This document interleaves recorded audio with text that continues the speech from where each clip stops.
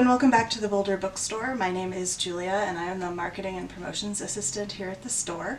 And we are back with another edition of If You Liked That, Read This.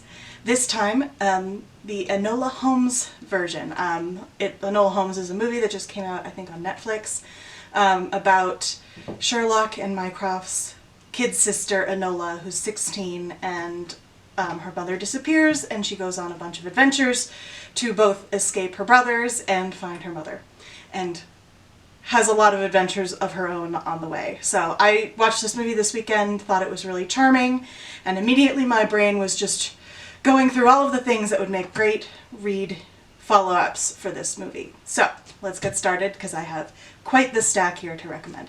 First, and perhaps logically, is The Stories of Sherlock Holmes by Arthur Conan Doyle. These are super fun. They're period reads, still really great, and also if you're interested in Sherlock Holmes from this movie, this is a great reading follow-up. So I have a couple of really wonderful teen and upper middle grade mysteries with female protagonists who are some of the detectives that I think are really great follow-ups to Enola Holmes. First of all is Jacoby. This I would describe as Sherlock Holmes with a supernatural bent with a female Watson. And the Watson character, she's not named Watson, but in that role, is the character that we follow throughout the story. It's really, really wonderful. I think there are 3 books in this series. Oh no, 4 books in this series. They have pictures in that. Really, really wonderful. The main detective, Jacoby, is super quirky and weird, and the main girl, whose name is Abigail, comes across him as she's trying to escape what is expected of her, sort of like Enola Holmes, and they solve these supernatural mysteries. Really, really wonderful. I would say upper middle grade to teen read. And next, I know we talked about it last week or in another version, but Truly Devious. This is also a really wonderful book with a female crime solver, mystery solver. I won't go too much into it because I think Olivia talked about it really well, but a young girl goes to an elite boarding school with her passion being solving the crime that happened at that school, in that school's history. Really, really, really wonderful. Big fan in this. A lot of the booksellers in the store are really big fans of this book. Everybody who's read it is in love with this series. So another really great read. Now, shifting gears away from, direct kind of corollaries. One of the cool things about Enola Holmes is that it breaks the fourth wall. So Enola Holmes, the character, talks to the audience. She looks directly at the camera and addresses us, which is a really fun way of heightening the humor, and I thought it was really charming. So I was trying to think of some books that break the fourth wall.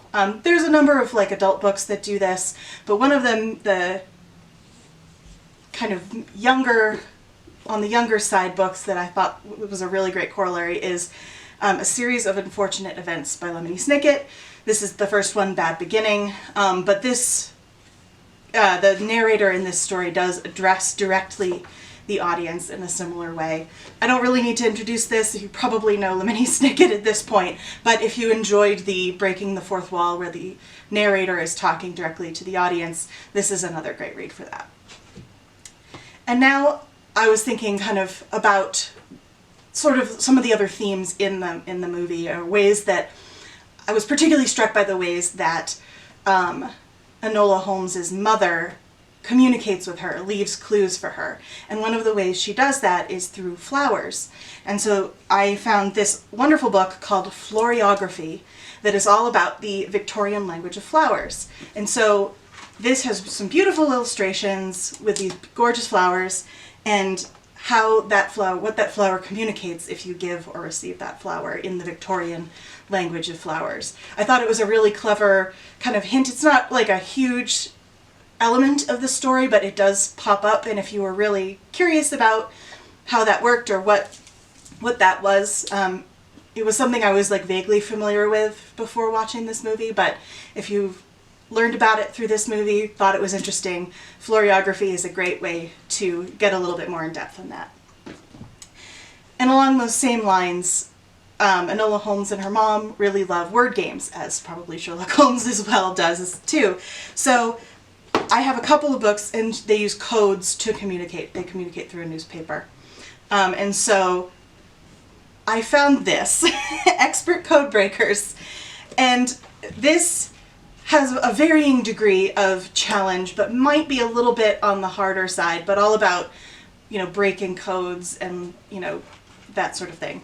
Really interesting, but might be a little bit more advanced. But if you want to like up your word game prowess, perhaps something like PUZZLESNAKS would be more up your alley. It's probably more up my alley. So just quick little word puzzles, word games, crossword puzzles, and that sort of thing, to just get a taste of the kinds of word games that probably Enola Holmes and her mom were experimenting with in their house. And lastly, I have a couple of books about women and women's history and that sort of thing, because there's a main thread. I won't spoil anything. I want this to be a spoil-free review, or, you know, read along. But, you know, the rights of women is a main theme. You know, Enola wants to not go to, you know, a reform school and, you know, be the prim and proper woman that she's kind of asked to be. And so I have a couple of books along those lines. One is a little bit more fun, which is Bad Girls Throughout History. This is an illustrated kind of mini biography of women throughout history who changed the world in one way or another.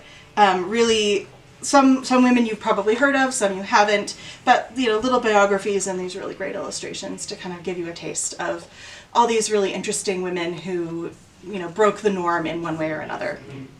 And then for something maybe a little bit more serious and a little bit more contemporary, I have 200 Women, which is a photo book, photography, with really incredible photos and these little mini interviews. They ask them, I think, a number of questions. They all are asked the same questions. And so this is a really beautiful book. These are contemporary women from all different backgrounds, many of whom you've probably never heard of, I've never heard of. But it'll give you a little window into a whole bunch of new people to look up to and learn about. So that was another follow-up to that. So those are my read-alongs for Enola Holmes.